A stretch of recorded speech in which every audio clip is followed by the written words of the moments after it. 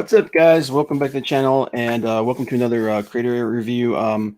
Uh, C. Thomas isn't here yet. He's experienced a little bit of technical difficulties. We're going to walk him through that, but we'll go ahead and get this thing going. It happens sometimes, guys.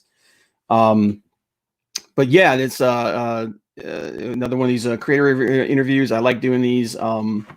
It's really cool to connect with some of these creators, these smaller creators that are like trying to break in and doing some really cool projects. And I've done a review for one of CT. I'm just gonna call him CT. I apologize if that's bad. One of CT's creations before is the Reigns of Ganymede. I don't know. But we'll try to get him in here real quick here. Let me see here. I'm gonna try and help walk him through this.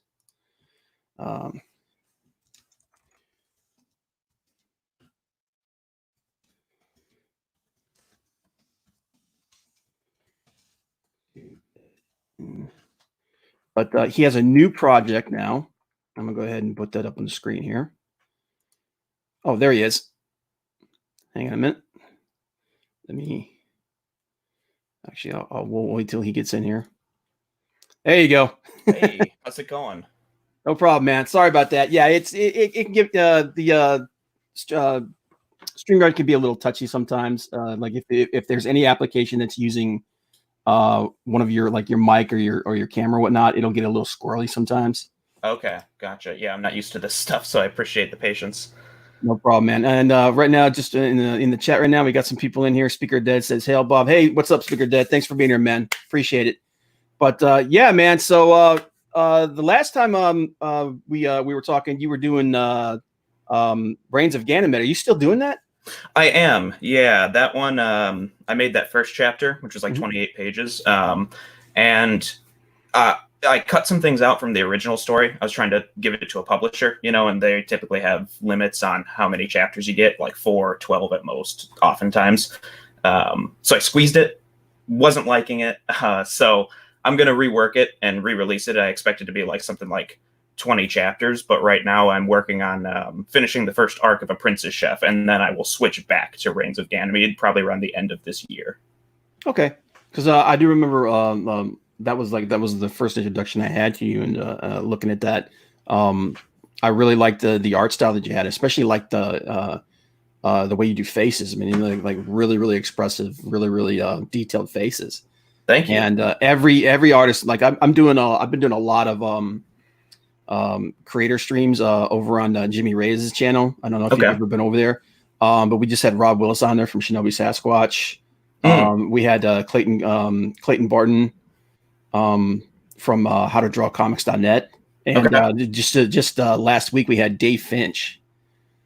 So and one of the things that and picking their brains and talking to them, one of the things that they said is the most important thing about a character is their face. Right. That's the character. That's their, that's where you're going to get everything from them. Yeah. So and like I said, I was really, especially that one character. Is it Mr. Matthews? Yeah, the old guy. Yeah. Like I was like, man, I really liked the look of that character. So thank you. But that's an element of your art that I really always liked. But let me go ahead and throw up the Apprentice Chef here real quick. Let me share this screen here, and you can go ahead and give us the pitch on this thing. Yeah, absolutely. Okay, so and then that's one thing I did want to point out is like I really like this map you're doing here because you've built a whole world. Yeah, this was actually originally it was supposed to be like a Dungeons and Dragons world that I never played. Yeah, so I was gonna say because I actually play a lot of Dungeons and Dragons, and like we do a live game every Tuesday on Chester Busby's channel. Yeah, and I'm running it, and I'm trying to build the world, and I'm making a map. I'm like, this is the kind of map I wanted to make and everything. And it was like, I just suck at making maps. Yeah, I get you. It's definitely, there's little annoying things, especially because you'll get people, if they look at it, they'll nitpick it. Like rivers should only flow one way and they should only have one deposit into like major bodies of water. All that stuff I do research on, so I don't look stupid when I make this stuff. But yeah, this one was fun. Like I did this map actually kind of a while ago. But I like world building quite a bit, and probably for the same reason as you, like with Dungeons and Dragons, it's a ton of fun to come up with stories and play them out and see what people had to do with them. But this one ended up being like the world was a little too planned for a D&D campaign, if you know what I mean, where it's like it's more like writing a book than making a game. You can't compress everything so much that it's the whole game's on rails and nobody gets to do anything. Exactly. Yeah. So I kind of pulled it. But the point of the story is to make something lighthearted. I want something that it'll get serious, but it's supposed to be a slice of life. So kind of just examining the more turbulent moments in like everyday life, bits of fantasy elements here and there, especially in the food and the creatures of the world. But otherwise, it is based quite a bit in reality. So we've got Jeff, and this area in the world is based on France, which is why you see a lot of French spelling of things. Jeff is Geof, F. Yeah. But follows this character. He works in his family's inn. His father had some experience cooking in castles back in the day, but he got a little bit jaded. And he's kind of trying to push that on his son, trying to get his son interested in other avenues, but he just loves cooking and he really wants to pursue that dream. And then the first chapter is called it A Royal Pig, but it is just it's essentially kind of like a chance encounter for Jeff that gives him a really good opportunity to start climbing the ladder, essentially. Goes off with the prince's army, and that kind of like wraps us into the first arc, which will be following this war campaign, essentially, and how that goes, and then we'll play that out and move into the other arc. The story itself, I do plan to be pretty long. I plan to follow Jeff from age 16 to 65. And kind of like a travelogue, if you know, like Lord of the Rings and stuff. So that's kind of the goal: play around in this world, see as much as I can, and run into the everyday problems that people run in with, and try and make drama and comedy and that kind of stuff come about from really normal situations. Cool. I'm going to zoom in here a little bit so we can get a look at some of this artwork. Yeah. Like I said, like one of the things I really like about your stuff is the way you do faces. And you can really pick up on the expressions on their faces here. So that's good. Yeah, it's something I definitely have to work on. Yeah, you tell me about it. But the other thing too, I've been looking at your stuff is your backgrounds, like you're placing like area with the bushes and the fire and the grass especially. There's a lot of detail goes into that stuff. Yeah, it definitely can get really tedious. I'd say that oftentimes the backgrounds are what slow me down the most in producing a comic, and trying to find the balance of like how much background you actually need in a panel and things like that. Like that one that you're on right now with all the people, with all the king's men, with all the prince's men. Yeah, and that those panels can get like chainmail, for example, or just chain. It gets, or mail, sorry, that's what that just was called. It wasn't called chainmail, but that gets really tedious. All these little circles, that can be a bit much. Oddly, like wood grain and stuff, like you can see on some of those, the double gates there, like wood grain takes half a second. That doesn't take any time. But sometimes filling in the screen tones, which is something that I have to do, that can get really time consuming. Or just the tiny little filaments on armor and all that. But I like having that really crisp realization to your work. There's something that, like, if you can realize it completely, you start buying it a lot more. And if you have backgrounds just as realized as characters, just as realized as the props they're using, I think it kind of blends the whole comic together. Yeah. And I actually read through both chapters. You actually have 2 chapters up here right now. I do, yeah. And I actually read through it. I kind of like it's kind of like that. I kind of compare the level of the fantasy elements to like Game of Thrones, where it's until the dragons showed up, it's like the fantasy elements were really, really low. It's like it's mostly real world regular stuff with a little bit of magic fantasy thrown on top of it. Yeah, and like I love A Song of Ice and Fire. That book series is. I don't have too many favorites because it's hard to compare certain things, but it's definitely up there. And some of the things I love the most in writing. And often when I'm reading like that series, it is those real world things that they throw in there that really get me interested. And so I do want to spice it up with fantasy creatures. Like you saw in chapter 2, there's the armored water mole. Yeah, I'm gonna get to that in a minute. But I agree with you. I think that like if there's too much, it'll kind of like dull down the rest of the world. Yeah, and it needs to be like I don't know if you're aware of Brandon Sanderson. He's an author. He did The Way of Kings. I've heard of him. I haven't read any of his stuff though. Okay, yeah, he has a lecture series that he did at college, and he uploaded it on YouTube. It's like 13 parts or something, and I watched that, and he has a lot of great lectures on world building and using characters and building characters and all these things. And one of the things he said about fantasy, because it's specifically a sci-fi fantasy class, is that like if you introduce a fantasy element, you really need to start thinking about it in depth and try and apply it to the world in any way that you can. And his example was like, if you have a world where everyone can just summon a snowball in the palm of their hand, that's their power. Like, how do you use that every single day? So you'll see people walking around who have drinks, but they're just sitting in, snowballs, and you've got snowball fights going everywhere, and everyone always carries the shield because you'll get hit with a snowball or something like that, Yeah. You build it into the world. So that's something I'm going to plan to do, but I also like escalation in stories. So I'm starting very, very based, very normal, and then it'll ramp up a little bit more. Cool. And so the main character again, he's what's his name's Jeff. His name's Jeff, right? Yeah, Jeff. Okay.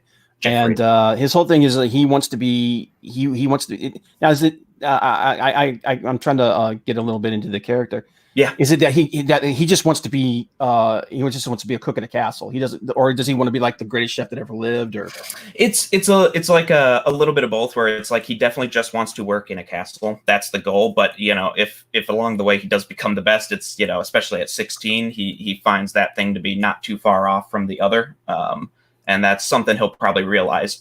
There's a bit more to it than he thought.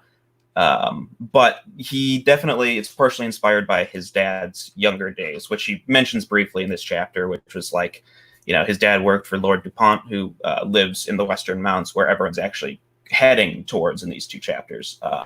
He worked there, and the idea of working in a castle to Jeff just seems like the best opportunity, looking at food in the era, because I've been doing a lot of research on historically accurate food and stuff. Like, you get the best opportunities to work with different ingredients and work with kind of rare things. Like, I think it's still the case today, but saffron is worth 3 times its weight in gold back in the day. And so, definitely not going to be working with saffron. It's going to be harder to get your hands on some of these. Even maybe a sugar crystal would be hard to get a hold of for Jeff. So, he wants to be able to cook with really great stuff. He's not jaded like his father.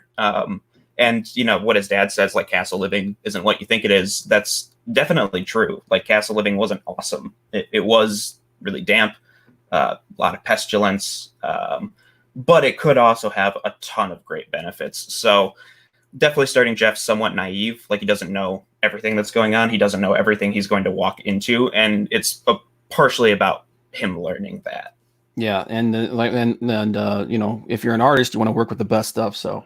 Yeah, absolutely. Yeah, and if you can work for the prince, man, hey, come on. Yeah, and like I said, I mean, like the way you do faces and when the expressions, like I really like. It's kind of like a middle ground between that manga style and more Western style.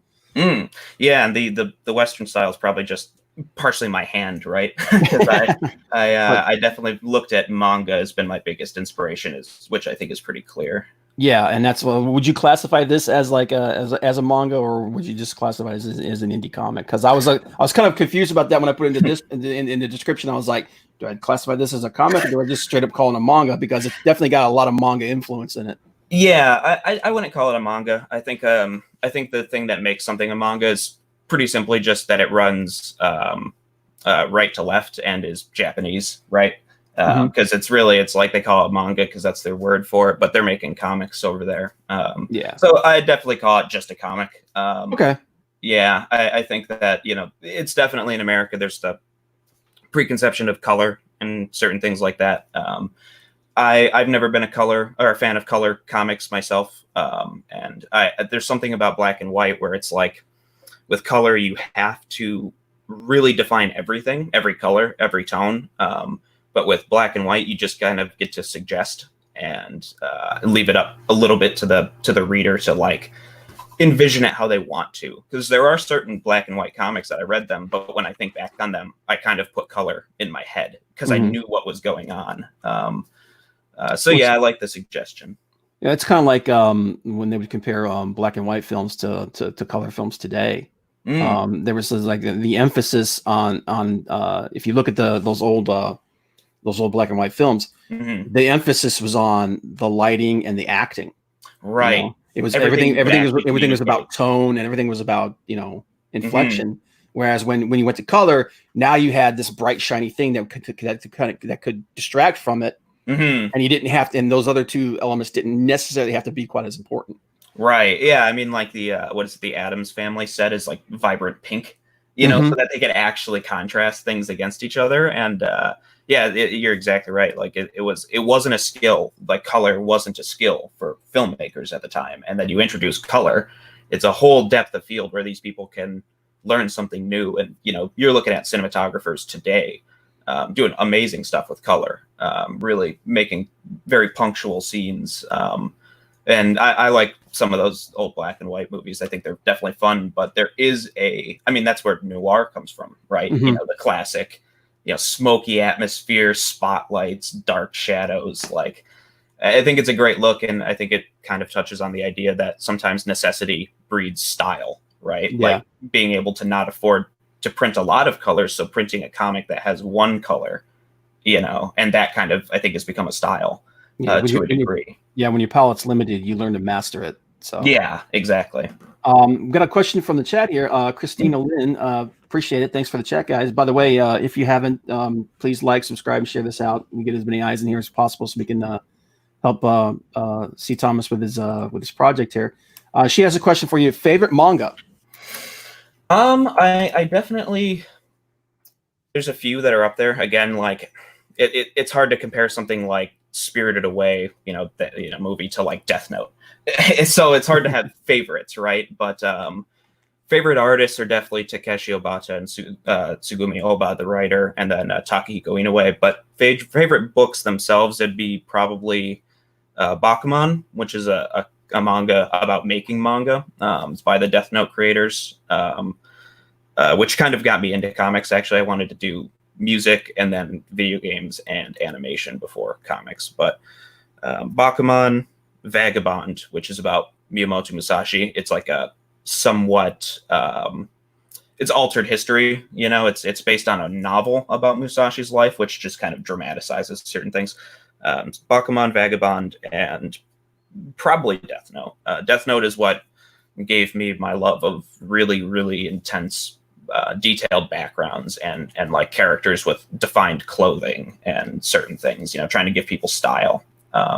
So those would probably be my favorite. Also for writing, Vagabond gets surreal in really interesting ways. And I think that like Bakuman falls into me loving slice of life stories, slice of life romance. I'm into that kind of stuff. And Death Note is just clever. It's just clever and it looks great. And I think it's a really interesting character to follow. So those would probably be my favorites. Yeah. Well, what's that manga? Not the manga, the anime. There's an anime about cooking, and I'm trying to remember it now because someone was pointing it out, and I was like, Is it shonen? Because it might be like Food Wars or whatever. Food Wars. That's what it was. I've never read Food Wars. Because when this came up and then like that was the first thing I went there, it was like, wait a minute, I've seen a couple episodes of a food manga things, and I wonder if that's what was kind of the inspiration for this, but it doesn't sound like that's what the idea was at all. No, not really. I've read shonen. Shonen Jump's obviously one of the most popular in Japan. I can definitely enjoy Naruto. That one was always fun. I thought that writer did a good job with his emotional stuff. I liked Bleach for a minute, and then I stopped. I couldn't get through it at a certain point. I liked like the first 100 chapters of One Piece. I thought it had a nice feel, but Food Wars, I'm sure that one's actually good. Again, I've never looked at that one. There's like the food orgasms or whatever, and I'm like, you know what? I don't need to read that one. That is a little weird. I think that's kind of the thing that I was like, yeah, I'm not really interested in this. Yeah, I saw that. I'm like, yeah, I don't need to read that. So I passed on that one. The inspiration, for this, you could call it somewhat reactionary, where I had a story. It's entirely planned. I have like a timeline, all these character sheets, and I have pretty much the whole story laid out. But I looked at it, and then I started looking, because again, I was trying to go towards the Eastern crowd. I went to Japan right after high school looking for comic work. It was really expensive. It wasn't looking like the best option, and I didn't want to just go broke in a foreign country. So I came back and I started working towards Western comics. And I realized that as compared to, the Eastern crowd, there's a lot more like edgy stuff being made in America. And that story I had kind of fell into the edgy territory. And, I was looking at Japan where I'm like, there's not that much, edgy, dark stuff. There's a lot in general, but there's a lot of lighter stuff. But coming here, it felt out of place. Or maybe like dogpiling on a theme that doesn't need to be touched on. So we're always been a very action oriented society. Yeah, so it's kind of like that. It's kind of like that raw America. Yeah, right.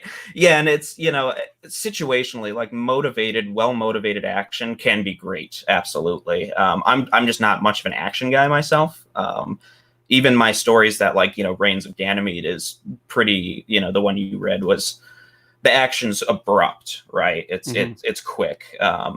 And so Princess Chef was kind of me going like, I don't want to make anything dark. I'd like to make something that's lighthearted, kind of explores the progression of a skill, which is something I really like. That's actually Bakuman. It's all about becoming good at comics. Hikaru no Go, I didn't mention that actually, also by Takeshi Obata and a writer named Yumi Hota. But it's about playing the game Go, and it's all about this character kind of going from slightly irreverent, aimless kid to being a skilled player with a passion. And so a Princess Chef kind of follows a character who's going to build that skill that they're really interested in.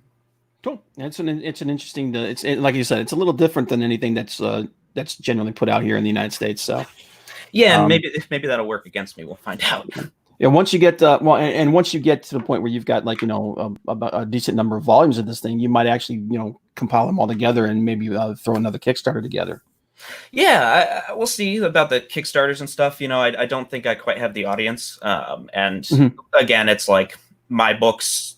I think they could find an audience, but I don't know if they're on like Indiegogo or Kickstarter. But I definitely want to see a Princess Chef as one big book. Like the things I'm working on, Reigns of Ganymede is going to be put out as a finished graphic novel, I'm thinking. Working on a larger project with a writer in the background. That one's going to be pretty large, and that one's definitely only being released finished. And I'm starting to feel that like finished graphic novels are more of a way for me to go in, as an independent creator. Have you ever thought about going to like the Alterna route or something like that? Like maybe taking your stuff to Peter Simeti and seeing if he'd be interested in doing something like this, because we just had him on Jimmy's channel, and we were talking about the state of the industry and how things work over there. And they have and even if it's just to get the word out, you could put like a chapter of this book he's got that anthology book. It came out on a Wednesday, and all their stuff is newsprint. So doing black and white is not a problem. And most of the Alterna books actually, in fact, a lot of the Alterna books are in black and white. So it's almost like it's tailor made for something along that line. I'm aware of Alterna. I've read I won't say like their whole catalog, but I've read a decent amount of it. And actually, funny enough, the original version of A Princess Chef, because the chapter 1 we just looked at was a redrawn version, because I made the first one close to a year ago, probably. But that was actually made for, it came on a Wednesday. Oh, cool. It was denied, which is fine. I kind of, again, looking at the story, looking at what it is, I didn't expect them to take it, because again, it's not action, and it's not super fast or punchy. So I wasn't surprised that they weren't interested. And the way I've been feeling recently is like I don't particularly want to give any of my work to companies. I feel a lot more like building it exactly how I want to build it and putting it out, and getting feedback from people I trust, and people like you reviewers, and hearing what people have to say. It's not like I'm shutting out criticism or anything, but doing it how I want to, and hoping that what I think is quality and what I learned from feedback and all those things does end up paying off for me in some way. Yeah. Well, there's something. Yeah. I mean, and we've heard this from a lot of creators, that there's something you said for having complete control of your destiny. So. Yeah, and it's not like I shut off the benefit of an editor if they're helping you. Like an editor is a great thing. Like with these, I had to pull my friend on Discord so we could sit and read through both chapters and make sure there was no spelling errors that I missed. And like, gets tedious. Having an editor who's dedicated to that obviously is great. Or if you have an editor who's helping you say like, like with the Princess Chef 3, which I have completely written. I'm trying to make this a slightly shorter series. It's not like full length chapters every time. My roommate, the actually writer I'm working with on a different project, told me like, yeah, this isn't quite enough. He said like, it really feels like it needs another conversation or another scene to really cap off what happened in the chapter. And like, getting those types of feedbacks from a person who's dedicated to it is invaluable, obviously. But also you'll get to instances in a company where they say like, we need to do this. You need to force some kind of action beat here, or, your story's not moving fast enough, or we don't like how you began it. And it's hard to justify to somebody who doesn't see the end game why your beginning game sometimes needs to be the way it is. So, yeah. And then, and like you said, we're looking right here at the armored water mill you're talking about there. I like the getting back to the creative side of this thing. Mm-hmm. How did you come up with this particular creature? Because it seems like you're pulling a lot of your stuff from real life. Mm-hmm. Where did you come up with this guy, or is this just something that's like just completely like a fever dream? This you could call Princess Chef the fever dream story. A lot of these things are just like I'm working and I say, what, this would be funny, or this would be, and I don't claim to be a comedian, but if it makes me laugh, it'll probably go in there. Pork the character. He was something that as soon as I got to him, I just decided I wanted a guy with no nose.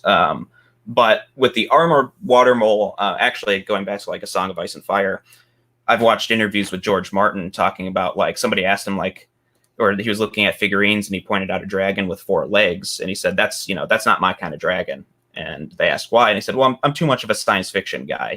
You never get a winged creature with 4 legs. And so I liked the idea of like, when you go fantasy, again, you base it in reality. So you kind of look at why do creatures have certain elements to their body and trying not to betray that too much. So that, hopefully if there's a person who understands animals, they're not going to look at it and say, what the hell is going on here? Yeah, because you can almost guarantee that there's somebody who's like, that meat would taste terrible. That thing is this kind of an animal. Blah, blah, blah, blah, blah. Exactly. They're going to be like, it's just going to taste like dirt. So within reason, I ignore it. But with this, I wanted... I just wanted with this chapter to just be hunting kind of light, and it needed some semi-clever way of being beaten, essentially. And so that it was the idea of like being trapped on your back. And visually, it was kind of just off the cuff. It has all these like patternings on its shell. But that patterning is something I've kind of reused on little creatures, because I like to have in stories like shots of... like cutaway shots, essentially. You have a scene, like a dialogue scene. If the dialogue's going on a long time, I like to kind of pan to something else and spend just a moment kind of examining the environment so you can kind of get a better idea of where they're at. So I would put bugs and I would put little things. And so I fell in love with like the kind of look of the armored water mole, and I just kind of reappropriated it to this large, big, meaty creature. Cool. And going back to like I said about doing backgrounds, how long did this particular panel right here take? Because that's a lot of trees, man. Actually, you know what? That one wasn't that bad. I'm like looking at the actual pages here myself. That panel, because if you look at like some of the line quality, the dirt and everything, like it's kind of simple in its texture. You know, you kind of create the top lines, which give you some of the foreground, midground, background effect, right? And the trees in the back, like you, as soon as or as long as you kind of have a feeling for the type of tree it is and its growth pattern, you can kind of pump them out really quickly. And then I have these shading lines that I've kind of dropped in the back behind the trees, and like, you know, you kind of lock your wrist in and you just start making little scratches, and you can just go really fast. So that background doesn't take too long. It's more like on page 2 of this chapter, or even the last page. Well, I guess actually second to last page is the most involved, where it's this giant top-down view of an entire war caravan and a bunch of farms. That's the kind of stuff that gets really, really tedious. Yeah, I think it's at the top of the next There we page. go, right here. Yeah. So like that one definitely is the time-consuming one, because even though they're tiny, I'm doing my best for the ones up close. Like I don't know how well it will show up on stream or anything, but they are, you know, the right shape for a tent. They've got the triangle front and they've got depth to them. And then as you go farther back, they turn more into just, you know, blobs. Little blobs, little triangles. And then as soon as it can't be a triangle, it's just a dot. And you know, then you have like the little smoke lines, which I need to try and leave gaps in what I've drawn, so you can have these kind of vertical smoke lines. And yeah, that's the stuff where it gets really tedious, because I've even dropped, I mean, again, they're just little dots, but there's people scattered all around there, and it's just trying to make it feel alive, you know? Yeah, like it's a used world. Yeah, exactly. Yeah, if you have like all this area that you've set up in frame, or all these items, or like in a city, if you've got a big street, it's like you fill that street, you get little ads, you get little missing cat posters, you get anything you can to make that world feel real. Yeah, and let me see here. What was I saying? One of the things I'm trying to rack my brain around. I know you do all your stuff. You do most of your stuff traditionally, right? Everything, yeah, except lettering. Except like, yeah. I draw the speech bubbles, but the letters themselves are digital. Yeah. Now, do you do any kind of touch up when you go into digital? Like, you know, maybe add a few little effects here and there? Or? I don't add like effects, but what I'll do, or I guess back in the day, I might have done like a slight, like for smoke, I might have used a rough eraser, but really all you'll get nowadays, and actually I'll see if I can just put one of those things in front of the camera where you can see an obvious edit, but it's like if I have lines that run outside the panels, that's something I'll erase. I will potentially use whiteout, but also whiteout shows up in a scan anyway. So yeah, actually, I think we lost your camera, Sarah. So oh yeah, sorry, that's my fault. Can you still hear me? Yeah, we still hear you fine. Okay. We just lost your camera. It happens. Yeah, it happens. Like I said, this program gets a little touchy sometimes with cameras. Yeah, and mine has a thing where when I stream, it'll just randomly go to like it'll just turn off after like 20 minutes. I don't know if it's gonna start working, but yeah, panel borders are something that I often will end up repairing. You know, if I have like a line that gets messy, or sometimes if I'm, you know, it sucks when you're working and your hand accidentally smudges some wet ink, and that'll definitely require a little bit of digital erasing. But besides that, I do like color balance. So I go in and I mess with the levels, which makes the blacks actually solid black. And the reason I do that is, you know, I use screen tones. Like if you're looking at Jeff there, like his cloak, that's a tone. And so you drop those down on top of your work, you cut them out, then you are going to, if you have black underneath there, the black doesn't show up perfectly black. It shows up with like a, you know, a layer over the top that doesn't make it quite so depthful. So I go in and I mess with the levels. It flattens those out. The screen tones just fall, I guess, into the rest of the art. And then I kick up the contrast just by like 25 points or whatever on GIMP. And that just makes it so whites are actually white. And any kind of like, you know, working on an actual paper, when your hand's kind of running over the page a ton, you'll get a general discoloration. And even though you hit it with an eraser, it's probably still going to be there. So switching that contrast is a nice thing to just make it all fall into one layer, if you know what I mean, and look a little bit nicer. And that's what most a lot of artists do traditional, and then they bring it into digital to do they do like touch ups and things like that after the especially I should say inkers. I know Jimmy Ray has Jimmy's an inker, and he does both traditional and digital. Okay. And he's really pushing the digital thing right now because he feels like there's a lot of actually a lot of inkers like Sandra Hope even are going to a digital format because it just speeds the pipeline up. And one of the things that they do is like they do say that a lot of times the artist will ask them, hey, will you touch this up, like you said, the borders and stuff like that, just to crisp them up and make them perfect. You know what I mean? Yeah, I definitely like. There's digital artists that I think are amazing. Obviously, it's not something I enjoy working digitally. I feel a huge disconnect from the work. It's also it's the feel too, man. It's a completely different skill set.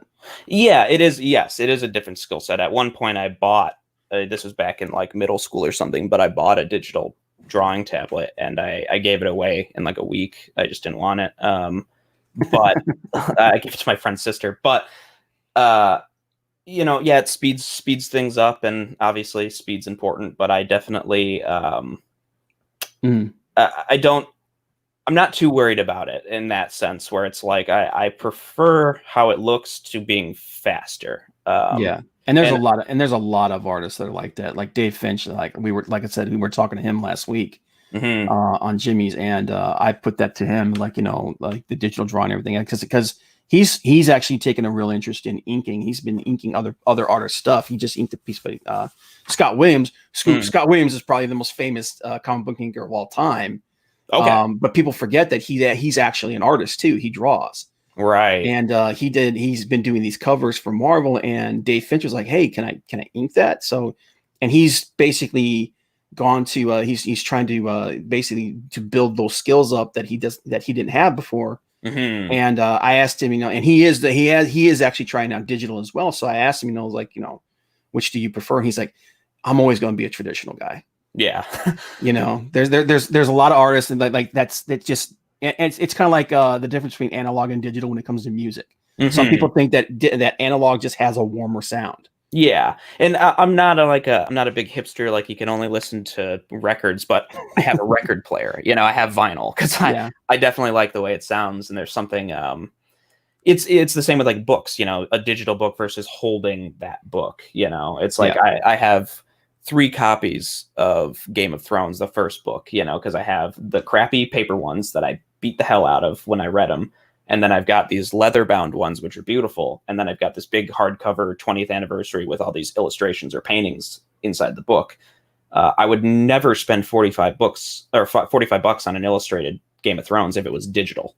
You know what I mean? It's like, I've got the book, but if I can have something, if I can hold it, if it's on my bookshelf, I'm more likely to spend money on it. And again, great digital stuff out there. I think that actually fantasy in general, if you've seen some of the concept art or big digital illustrations you get for fantasy stuff these days, oh god, incredible, like unbelievable.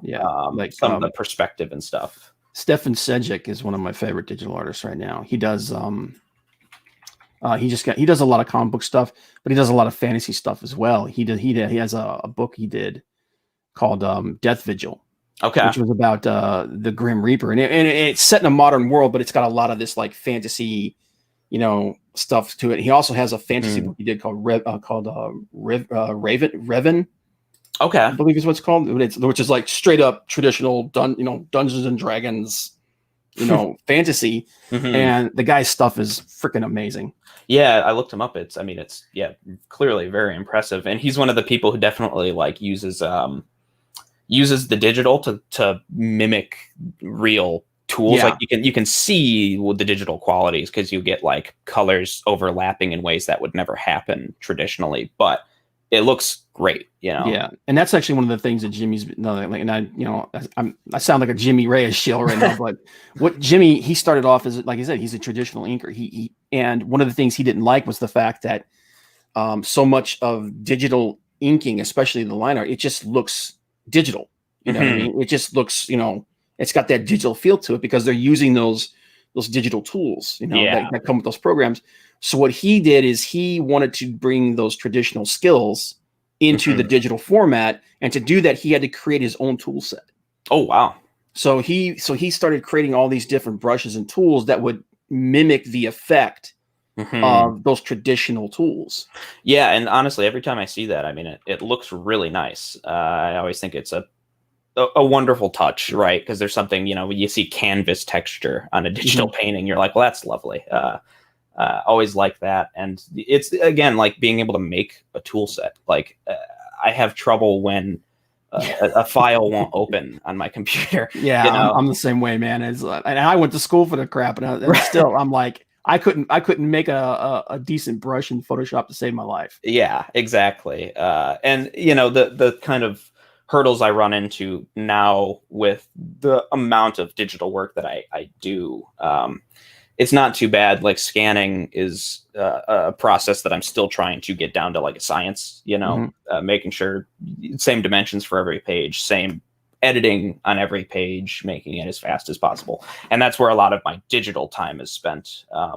But yeah, you say like you use these tools and everything becomes so perfect. It's like you're an artist and you have like the flaws of perhaps your anatomy or whatever, but you can always tell a digital piece of art because there's just a quality of it's too perfect, or there's something like, obviously everyone has to start somewhere, but when you have an artist who's not as great and then they're using some of these digital tools that don't require you to actually use a skill that you have to learn, they just let you get the end result by like dropping it down.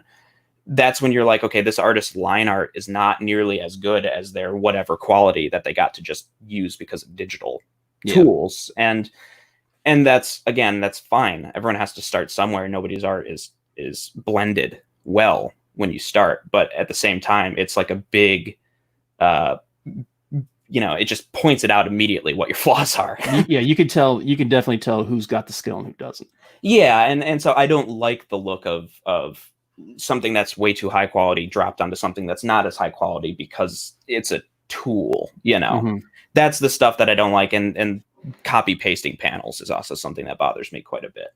Yeah, and that's actually something that goes all the way back to the old days when they were like, they would try to use that to cheat things when their deadlines were getting really close. They're like, okay, well, we could just we could just dupe this panel over here and do this, and just change a little bit of the background or something like that. But yeah, and even stuff I like The Walking Dead has some panels that they just dropped Rick on top of the same panel, and you're like, it doesn't look that great, but okay. But so this project looks really cool. You said you're going to do how many chapters of this before you go back to Reigns of Ganymede? I'm thinking it's the first arc. It might lengthen slightly, it might shorten slightly, but it should be around 10 to 12 chapters of this before I switch back over. I have to get, I don't think it's a surprise that they're heading towards the Western Mounts in this story. And that's going to be when they arrive at that castle is going to be kind of where the first arc ends. And then Reigns of Ganymede after that one, like longer chapter lengths. I was working on rewriting chapter 1 and it's looking like 40 pages, something like that. So longer for sure. And it'll take probably most of next year to get that where I want it to be. But yeah, focus on this. And then I know that people have read Apprentice Chef, like you said, that was your first experience of my work. And when I posted that, it was definitely the most engagement I've gotten from my stuff. Cool. So I would like to give people who want to see more what they actually wanted, instead of just going over and doing this other story that no one had heard about. But this one is, for me, is just something I'm a big fan of. I like the fantasy, I like the characters, and I like where I plan to go with it. So I'm being a little selfish by focusing on it for a while. So that's what creator owners is, man. You work on the projects that you want to work on. Yeah. But like I said, man, I was, I read both these two chapters. I thought they were pretty interesting. It's definitely a different kind of speed than things I normally look to. Oh, sure. But I like the art style. And it's free. So yeah, I mean, hey, you can't beat free. So can't beat free. Yeah, it'll be on my my Patreon. It goes up there first, so people who are on that get to read it beforehand, and then it goes up free on Webtoons. And like my Patreon, it's just $1 a month gets you access to everything. So you can read Reigns of Ganymede on there. You can read one of my older things I worked on with a different writer called Wolves. That's on there, and then Prince of Chef. So I'll update on there. I do have other works, the commission works, which if we have time, I wouldn't mind talking about quickly. Sure, we'll go ahead and hit those real quick. Did you put anything of those on the on your Twitter? I've got on my Twitter, I've got some of it. I think actually like the one thing that seems to be the background to your stream, that has a page from like a Prince of Chef, but then the next 3 are projects that I'm working on or have. Okay, I can share those out. Hang on one second here. Okay. We'll stop this, and then we will share the Twitters. Okay. Yeah. Okay. So this one I did with Will Wallner, who's an author and a musician. He's been doing a lot of science fiction, cyberpunk stuff. And he's actually working with quite a few artists. So this is one, he commissioned it in 3 parts. It was 14 pages, 8 pages, and then 17 pages. But I think he's releasing it as one book. So this one was, I don't know if he actually told me the title, but it's essentially, it's like in a world where it's a future where there's the city completely inundated by trash. Like you can see right now, they're just trash heaps all around them. But you've got a few characters who are sifting through the trash, and you see people who they try and find scrap that they can sell so they can hopefully afford citizenship in a city. And so this is something, this is actually the first commission. This project was the first commission I had gotten for a comic. Cool. Yeah, so that one's one I've been working on. It's been definitely fun. And we got this one right here. This is seems like more of another fantasy book. Yeah, this one, I guess you could call it alt history. This is for Black Ninja. Bam is his Twitter name, Alt and Honors. He also does Blood Ties. He works with Wicked Publishing. This one is a story centered around Vikings. And he kind of took a bunch of cultures, like North African, actual like Swedish, or just generally Scandinavian countries, a few other like Italian and Spanish people, and essentially like came up with the idea that they all developed somehow a similar Viking culture that has split off after like 1066, after Hastings, after the kind of era of Vikings was officially over. They've all kind of gone off. They find a piece of land that they've called Frida, and they have 4 factions that kind of live there. So this is the first page from the first chapter, and it's called Holger, the Last Viking. So we've got like Holger is the guy with the spear. His son is the person in the bottom panel. And yeah, it's a story that's gonna kind of, I don't want to say too much, we're early, but it'll be following kind of the power structure of this kind of anomaly, this little bit of land, and how it kind of gets split up and who rises to power and things like that.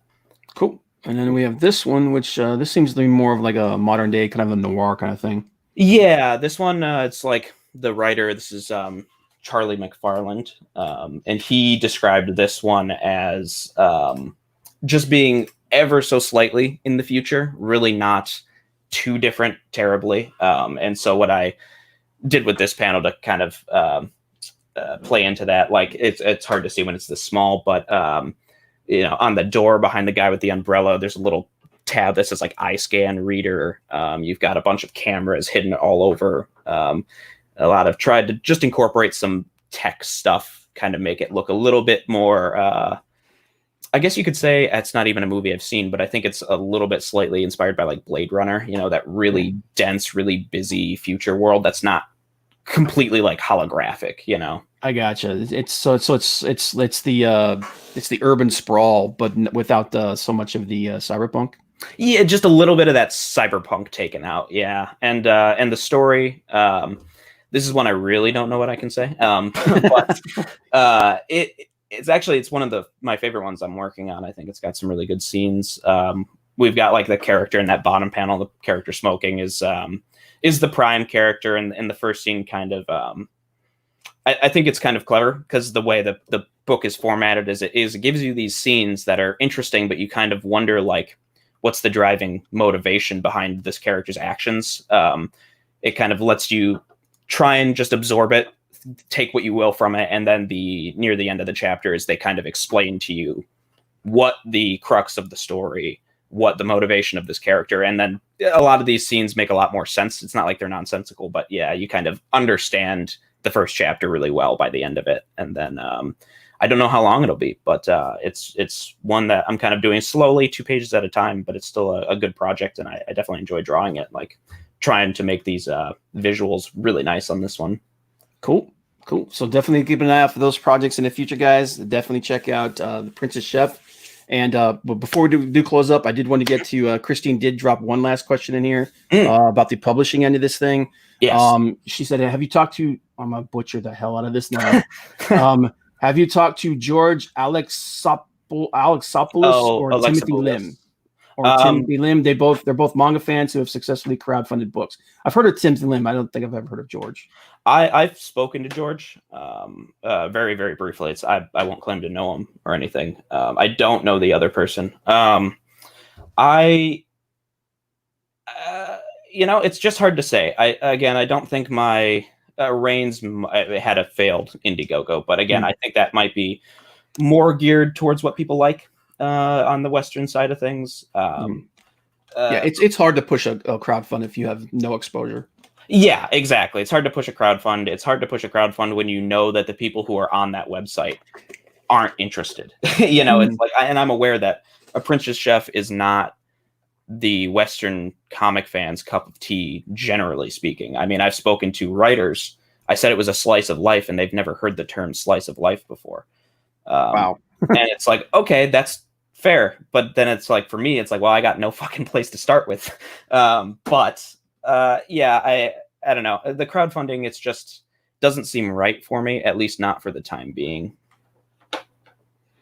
Yeah. And I do think that you definitely need to do you definitely need to get that exposure out there. Make the rounds on different channels and whatnot. But especially when you're even before you're getting ready to like do a project, you want to get your name out there and just start getting the exposure. And I know you've started your own YouTube channel.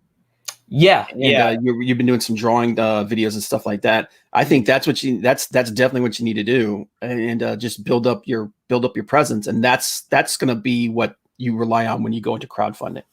Yeah. And you're definitely right. I'll have to make sure to keep up the YouTube thing. That's like it's if I feel like getting something filmed, plop it up and then try and edit it, and then if I don't feel like filming, I just live stream. But I'll definitely have to make sure to keep up on it, because it's not something I'm in the habit of. One of the easiest, I've talked to a lot of YouTube streamers, a lot of art YouTube streamers, and the way they've found success is they realize like they're in the same boat. They're like, I just don't like doing a bunch of editing. And what they will do is they'll live stream, their drawing and everything. But what they get most of their hits on is when they take that live stream and then they just time lapse it and condense it down to about 15 minutes. Okay. Yeah. And so because people want to see like there's that crowd that wants to see you draw, that wants to see the technique, that wants to see how it's done. But then there's the bigger crowd are the ones who just want to see that finished product. The effort going into it. They want to see the start, they want to see the middle, they want to see the finish. Yeah, absolutely. Like guys like Jimmy Ray, like not Jimmy Reyes, but James Reyes. Their names are really similar. Yeah. He's also called the Box Office Artist. If you've never checked him out, his art is freaking crazy. Yeah, I have some names because I don't think I've known, except Christine, the person commenting. I don't think I've known anyone's name. So Tim Lim did Black Ops. That's right. Black Ops is a freaking hilarious book. That's a book that doesn't seem like it should work, but it does. Okay. That's another one of those books. Actually, now think about it. A publisher you might want to think about once you do get this thing into a volume is Antarctic. Antarctic Press, because Yeah. they do a lot of like they do Gold Digger. They I mean it's been done. So it's Ninja High School. So he's got that interest in that anime manga slash field there. But a book like Black Ops, if you tried to pitch that book anywhere else, people would be like, "You're out of your damn mind." It's Captain America if he was a rabbit, like a literal actual rabbit. Okay. It sounds stupid. Yeah. It's actually freaking awesome. Okay. Interesting. Yeah, I've definitely check it out if you haven't had a chance to see it. But that might be another avenue, man. Like once you get this thing crowdfunded where you can actually afford to put it together. Check down there, because I know that's what a lot of people do with Antarctic now is just like with Black Ops, they crowdfund the book to get the funds so that they can make the book, and then for the marketing and distribution of it, and they still own the property; it's still theirs. Okay. It's solicited through Antarctic Press, and all the Black Ops books. I think he's doing that one right now called Common America, or is it Common or Cayman? Oh, that would be Common. Common, yeah, it's Common America. Yeah. Like I said, Ben Dunn has been doing Gold Digger through Antarctic Press for like 25 years. Wow. So that might be another avenue you might want to look into. But yeah, this was Princess Chef looks interesting, man. I wish you nothing but success. And next if when you get this thing to a big project and you're ready to crowdfund it or whatnot, let me know. We'll bring you back up here. That's great. Yeah, I really appreciate you having me on. It was good talking to you. No problem. Thanks for everybody that was here in the chat as well, guys. And this is I'm looking forward to doing more videos like this. We're working on getting some more people in like this. This is the kind of thing I like to do, man. It's connecting with indie, especially with indie creators, talking about their projects, helping get the word out for them, and just connecting with other nerds, like myself. So yeah. But thanks to everybody that was in the chat. Christina Lynn, I'm sorry for messing up your name. Speaker of the Dead.